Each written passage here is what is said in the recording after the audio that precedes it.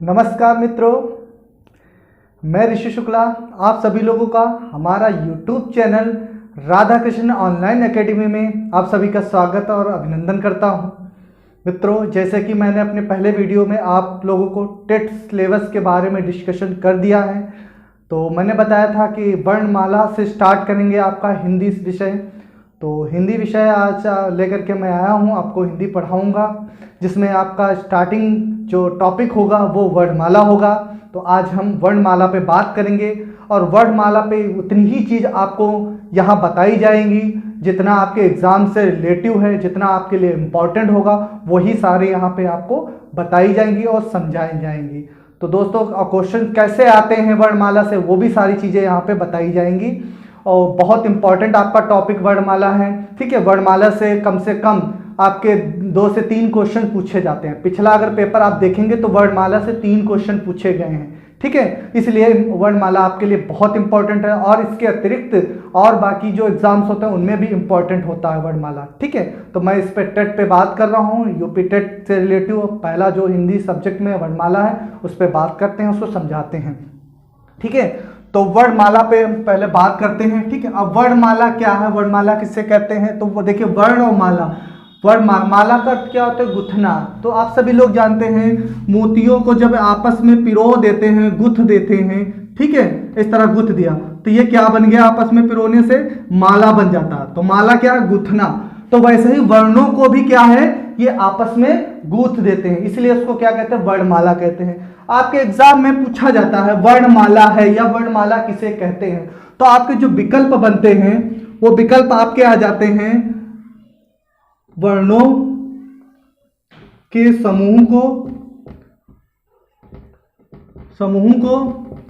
दूसरा विकल्प आ जाता है वर्णों के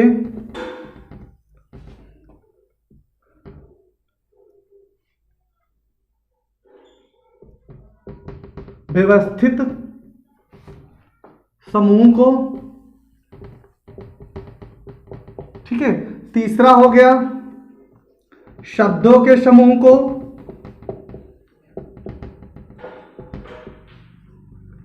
को।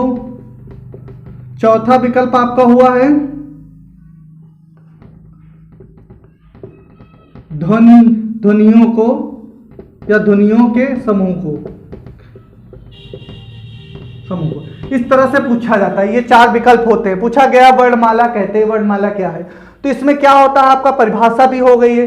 तो देखिए वर्णों के समूह को कहते हैं, ठीक है, वर्णों का समूह होता है, लेकिन इससे सटीक विकल्प क्या मिलता है, तो सटीक विकल्प में क्या है, वर्णों के व्यवस्थित समूह को क्या कहते हैं, वर्णमाला कहते हैं। तो ये दूसरा विकल्प आपका सही हो जाता। तो वर्णमाला किसे कहते हैं, वर्णों के व्यवस्थित समूह को वर्णमाला कहते हैं। तो इस तरह से जैसे प्रश्न आपके पूछे जाते हैं। तो हम बात करते हैं वर्ण क्या है और अक्षर क्या है, दोनों में अंतर क्या होता है, वर्ण किसे कहते हैं, अक्षर किसे। तो समझना है, जिससे सबसे पहले मुझे समझना है कि अक्षर क्या है, अक्षर किसे कहते हैं। तो अक्षर समझने के, देखिए अक्षर क्या, आगे आ लगा हुआ, आ क्या है आपका उपसर्ग है। क्षर माने होता है नष्ट होना, विघटित होना, समाप्त होना। जब उसके आगे आ लग जाता है तो इसका विपरीत उत्तर अर्थ बताने लगता है। तो क्या हो जाता है, जो घटित न हो, जो विघटित न हो, जो नष्ट न हो, उसे क्या कहते हैं, अक्षर कहते हैं। ठीक है, तो अक्षर क्या है, तो अब हमेशा याद, अक्षर जो बनता है, स्वर और व्यंजन जब दोनों आपस में मिल जाते हैं तो वो अक्षर बन जाता है। जैसे कि एग्जाम्पल छोटा सा समझ लेते हैं, राम लिखा हुआ है। ठीक है, अब राम में बताना है अक्षर कौन सा है, कौन सा वर्ण है। तो राम में अक्षर देखिए, हमेशा याद करिए 2 अक्षर हैं, एक राह दिया हुआ है, दूसरा है माँ। ये दोनों क्या है, अक्षर हैं। ठीक है, ये दोनों क्या अक्षर हैं। अगर इनको हमको वर्णों में विभाजित करना है तो वर्ण कितने हैं, इसमें 4 वर्ण हैं। 4 वर्ण करने के लिए देखिए अलग अलग करेंगे, रा, धन, दीर्घ आ, धन, म, धन, अ। ये क्या है, ये देखिए 4 हो गए। ये 4 क्या है, आपके वर्ण हैं। 1 2 3 4, ये राम में 4 वर्ण हैं और 2 अक्षर हैं। तो इस तरह से अक्षर और वर्ण होते हैं। याद रखना, वर्ण हमेशा क्या होते हैं, जो अलग अलग दिए होते हैं, जिन्हें हम ध्वनि भी कह सकते हैं। वर्ण को क्या कहते हैं, ध्वनि भी कहा जाता है। ठीक है, तो ये आपके ध्वनियां हैं, ये वर्ण है। अगर ये दोनों आपस में मिल जाते हैं, जब ध्वनि अर्थात वर्णों में क्या होता है, स्वर और व्यंजन जब दोनों आपस में मिल जाते हैं तो वो अक्षर बन जाता है। जैसे रा है, दीर्घ रा है, तो ये आपका ये अक्षर बन गया। माँ में अगर स्वर मिल गया तो अक्षर बन गया, है ना। तो इस तरह से आपका अक्षर वर्णमाला समझने को होता है, बस सिर्फ समझने के लिए है, बाकी इससे क्वेश्चंस नहीं आते। अक्षर क्या है, वर्ण किसे कहते हैं, इतना समझने की आवश्यकता नहीं है। तो अब इसके बाद जब हम बात करेंगे, ठीक है, अब इतना बात हो गया, अब हम वर्ण की बात कर रहे हैं। वर्ण क्या है, वर्ण किसे कहते हैं, ठीक है। तो वर्ण तो मैंने समझा दिया वर्ण क्या है। अब इसके साथ में वर्ण के प्रकार कितने होते हैं, तो वर्ण के 2 प्रकार होते हैं। वर्ण के कितने प्रकार होते हैं मित्रों, 2 प्रकार होते हैं। पहला जो प्रकार होता है स्वर, वर्ण के प्रकार कितने हैं, 2 होते हैं। दूसरा प्रकार क्या है, व्यंजन। वर्ण के कितने प्रकार हैं, 2 होते हैं, स्वर और व्यंजन। 2 प्रकार के होते हैं, स्वर और व्यंजन। तो ये इस तरह से समझना। तो आज हम बात करेंगे सबसे पहले स्वर की विषय में बात करेंगे। स्वर क्या है, स्वर किसे कहते हैं, फिर आपको हम बताएंगे व्यंजन क्या है। सब अलग अलग अब आपको बताएंगे किस तरह के क्वेश्चंस आते हैं, स्वर से कैसे पूछे जाते हैं, व्यंजन से कैसे आते हैं, है ना मित्रों। आप सभी लोग जो हमारे चैनल में नए जुड़ रहे हैं उनसे रिक्वेस्ट है, प्लीज हमारे चैनल को सब्सक्राइब जरूर कर देना, साथ में बेल आइकन प्रेस जरूर कर देना, जिससे सारी नोटिफिकेशन आपको मिलती रहेंगी। ठीक है, बने रहिए ऐसे। तो देखिए ये स्वर क्या है, स्वर किससे कहते हैं। स्वर क्या है, जिनका उच्चारण अबाध गति से किया जाए वो स्वर कहलाते हैं, या दूसरा समझ सकते हैं जो स्वतंत्र रूप से उच्चरित हो उन्हें स्वर कहते हैं। ठीक है, बस आप समझ लीजिए क्या है, बाकी ये स्वर की डेफिनेशन वगैरह पेपर में कभी नहीं पूछी जाती है। ठीक है, इस वजह से हम इतना ही आपको बताएंगे जितना आपके एग्जाम में पूछा जाना है, बस उतनी ही चीज आपको सिर्फ याद करना है और समझना है। समझ लीजिए, याद करने की कोई जरूरत ही नहीं, बस सिर्फ समझने की आवश्यकता है। तो दोस्तों फिर बने रहिए। देखिए स्वर है, स्वर मैंने आपको बताया जिनका उच्चारण अबाध गति से किया जाए वो स्वर कहलाते हैं, या जो स्वतंत्र रूप से उच्चरित किए जाए वो क्या कहलाते हैं, स्वर कहलाते हैं। ठीक है, इस प्रकार। अब अगर हम व्यंजन की बात करें, व्यंजन क्या है, जो स्वरों की सहायता से उच्चरित किए जाते, उच्चरित समझे उच्चारण करना, जो स्वरों की सहायता से उच्चरित किए जाते हैं उन्हें व्यंजन कहते हैं। अर्थात व्यंजन क्या होता है, हमेशा उनका उच्चारण स्वरों के साथ किया जाता है। अगर स्वर उनके साथ में न मिले तो वो उच्चारण नहीं किए जा सकते। तो इस आधार पर जो स्वरों के साथ में उच्चरित या स्वरों के सहायता से उच्चरित किए जाते हैं उन्हें व्यंजन कहते हैं। ठीक है, तो हम सबसे पहले स्वर के विषय में चर्चा करेंगे, स्वर से संबंधित पढ़ेंगे, स्वर से रिलेटिव कौन कौन से क्वेश्चंस आते हैं उन पे डिस्कस करेंगे, फिर उसके बाद व्यंजन भी आपको बताया जाएगा। ठीक है, तो बात करते हैं स्वर क्या। तो स्वर जो होते हैं, तो ये स्वर कितने, हिंदी वर्णमाला के अंतर्गत हम जो हिंदी पढ़ रहे हैं तो हमारी हिंदी है क्या, मानक हिंदी है। ठीक है, इसकी जो ग्रामर है वो मानक है। मानक का मतलब जिसे मान्यता दी गई हो। किसने मान्यता दी गई है, संविधान ने। तो हमारे हिंदी को जो मान्यता मिली है, जो मानक व्याकरण अपनाई गई है, तो ये 14 सितंबर सन 1949 में जब संविधान हिंदी भाषा में अनुवादित किया गया था, उस वक्त जो ग्रामर, जो व्याकरण, जो हिंदी भाषा के अंतर्गत जितने भी शब्दावली अपनाए गए हैं वो मानक के रूप में स्वीकार की गई है। तो इस आधार पर अगर संस्कृत की बात करें तो मूल स्वर 9 होते हैं, 13 भी होते हैं, लेकिन हिंदी में जो हमारे स्वरों की संख्या बताई गई है वो कितने होते हैं, 11 होते हैं। तो जो स्वर होते हैं हिंदी के अंतर्गत कितने होते हैं, 11 होते हैं। ठीक है, तो ये जो 11 स्वर होते हैं याद कर लेना। अगर पूछ लिया जाए स्वरों की संख्या कितनी होती है, हिंदी वर्णमाला के अंतर्गत स्वरों की संख्या कितनी होती है, तो दोस्तों भूलना नहीं, 11 स्वर होते हैं। जैसे अ आ इ ई उ ऊ रि ए ओ औ, ये क्या है, 11 स्वर इतने ही होते। अंग आह जो आते हैं वो आपके अयोग वाह वर्ण होते हैं, वो स्वर नहीं होते हैं। बहुत सारे स्टूडेंट सोचते होंगे कि अरे इसमें अंग आह जो दिए हैं ये भी स्वर में शामिल कर लेते हैं, वो स्वर नहीं होते हैं, वो अयोग वाह वर्ण होते हैं। जब आपको स्वर के बाद में आपको बताएंगे अयोग वाह उन्हें वर्ण क्यों कहते हैं। ठीक है, पहले इतना बात कर लेते हैं। तो आप सभी लोग जानते हैं स्वर कौन सा, अ आ इ ई उ ऊ री, ए ऐ ओ औ। ये दोस्तों क्या है आपके, ये इतने सारे क्या है आपके स्वर हैं, ठीक है। ये क्या है आपके स्वर हैं। ये जो स्वर होते हैं, ठीक है। अब अगर प्राचीन काल के विषय में हम बात करें मित्रों, तो उस समय जो कुछ नापने का कोई यंत्र नहीं था। अगर किसी चीज का नापना या उसका प्रयोग करना तो किसी प्रकार के कोई यंत्र नहीं था, है ना। अब आज के समय में बात करें तो डेसिमल से नापन क्रिया किया जा सकता है ना, माप सकते हैं। लेकिन उस समय ऐसा कुछ था ही नहीं। तो उस समय जो प्रयोग हम करते थे वो मात्रा काल के आधार पर निर्धारित करें, इसमें कौन सा मात्रा होगा, उसमें कौन सा मात्रा होगा। तो हमारे जो ग्रंथों में, हमारे जो लिखित जो ग्रंथ हैं, जो हमारे पठित ग्रंथ है, उनमें मात्रा काल निर्धारित किया गया। विद्वानों ने मात्रा काल के आधार पर उन्हें पहचानते थे। तो ये जो 11 स्वर हैं, इन स्वरों को क्या किस आधार पर उच्चारित किए जाते हैं, 11 स्वर कैसे उच्चारित किया, कैसे पता चले कि क्या कौन सा क्या है। ये आ इसको क्या कहते हैं, इसको क्या कहते हैं, ये ई है, ऊ इनको क्या कहते हैं, किस तरह से इसको उच्चारण किया जाए। तो इनको उच्चारण करने के लिए जो 11 स्वर दिए हैं वो 3 प्रकार से ये उच्चारण किए जाते हैं। ये जो 11 स्वर हैं 3 प्रकार से उच्चारण किए जाते हैं। कौन कौन से किया जाता है? पहला जो होता है ह्रस्व स्वर, ह्रस्व स्वर, ठीक है। दूसरा आ जाता है दीर्घ स्वर, दीर्घ स्वर। तीसरा है मित्रों प्लुस स्वर,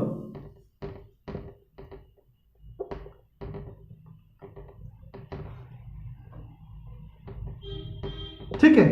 ये 3 प्रकार से ये स्वर आपके उच्चारित किए जाते हैं, ह्रस्व स्वर, दीर्घ स्वर और प्लुस स्वर। पिछली पेपर में आप देखेंगे जो आया था, पूछा गया था, प्लुस स्वर पूछा गया था, दिया हुआ था ओम, ओम शब्द दिया हुआ था, पूछा गया ओम में कौन सा स्वर है। तो विकल्प में आपके दिया हुआ था ह्रस्व स्वर, दीर्घ स्वर, प्लुस स्वर या इनमें से कोई नहीं, ठीक है। तो इनसे भी प्रश्न पूछे जाते हैं। प्लस स्वर क्या होता है ना। तो अब आपको अभी हम बताते हैं, ठीक है। ह्रस्व स्वर क्या होता है? ह्रस्व स्वर में जो मात्रा काल है वो 1 निर्धारित की गई है। ह्रस्व स्वर में मात्रा कितनी पाई जाती है? 1 पाई जाती है। ह्रस्व स्वर मतलब होता है जिन स्वरों का उच्चारण करते समय कम समय लगे, जिन स्वरों का उच्चारण करते समय या जिन वर्णों का उच्चारण करते समय कम समय लगे तथा जिनमें 1 मात्रा काल निर्धारित की गई हो, वो ह्रस्व स्वर कहलाते हैं, ठीक है। दीर्घ स्वर क्या है?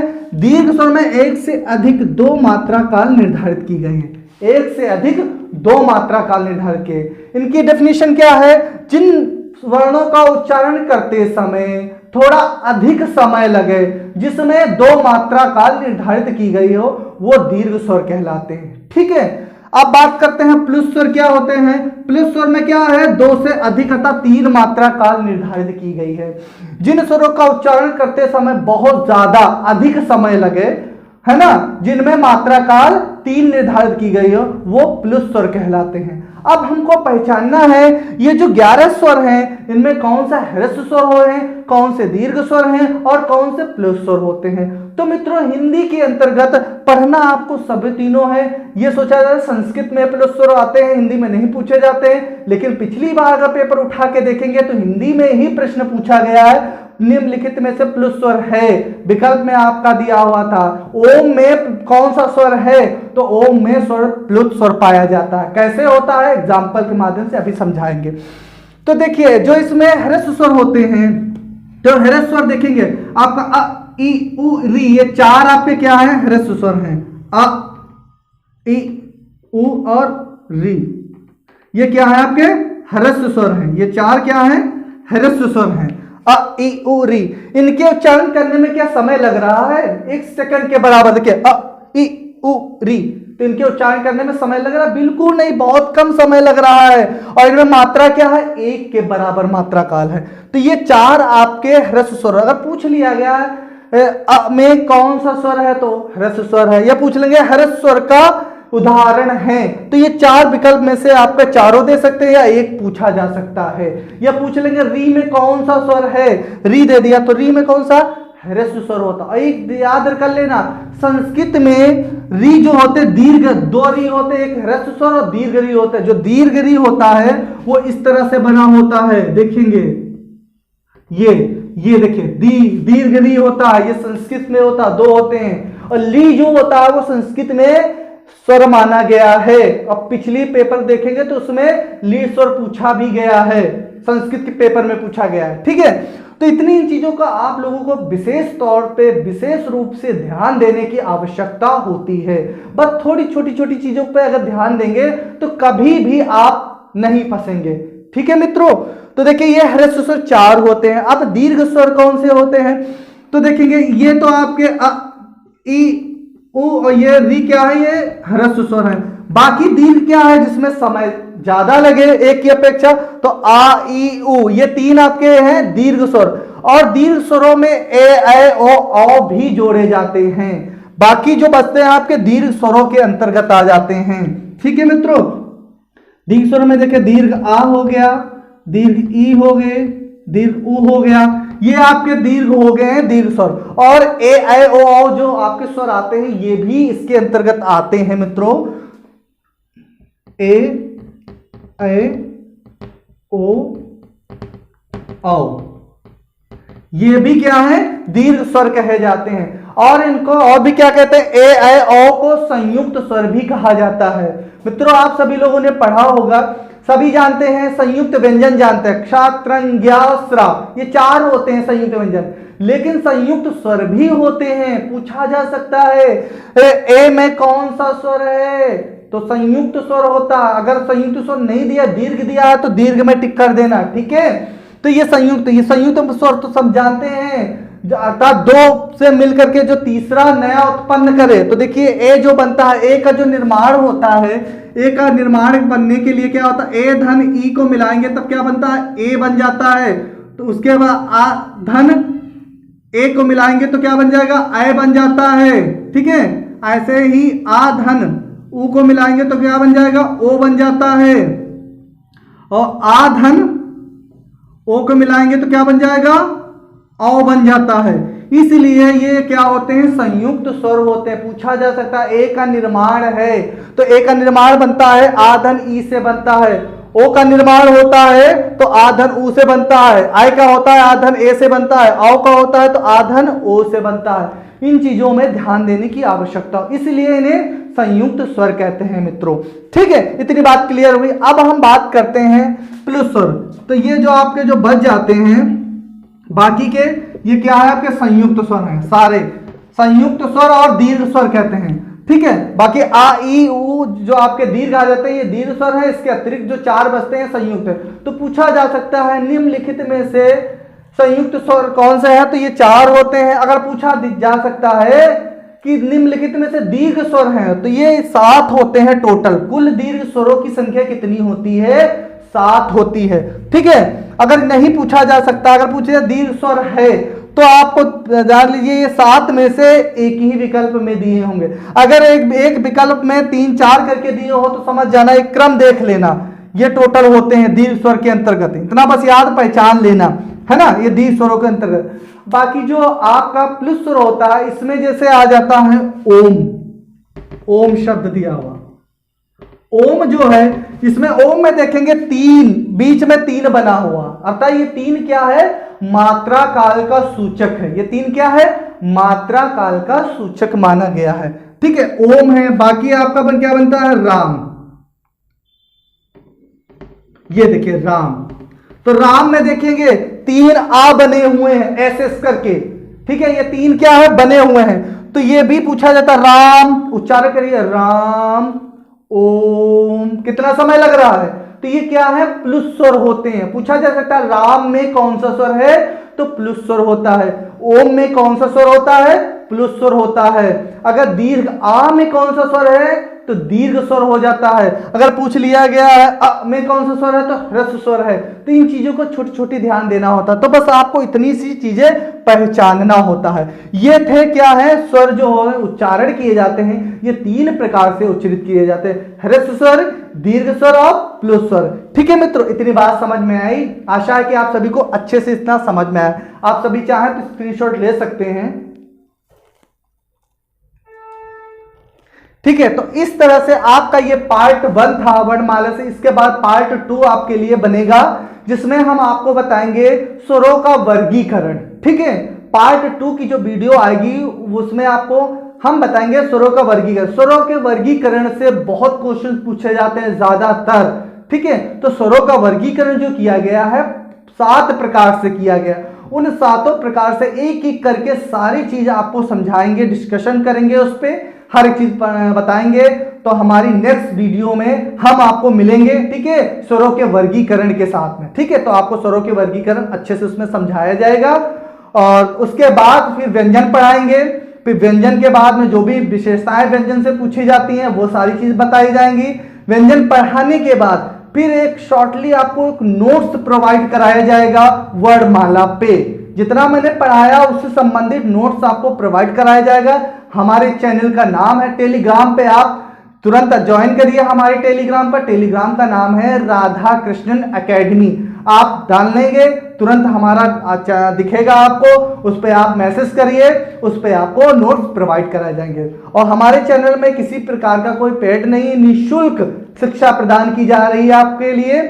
आप हमसे जुड़िए और सभी जितने भी टेट में सिलेबस में जितने भी सब्जेक्ट हैं 5 सब्जेक्ट के टीचर आपको दिए जाएंगे। यहां तक ईवीएस में भी आपको हर तरह से जो भी समस्याएं जो आती हैं वो सबका समाधान किया जाएगा।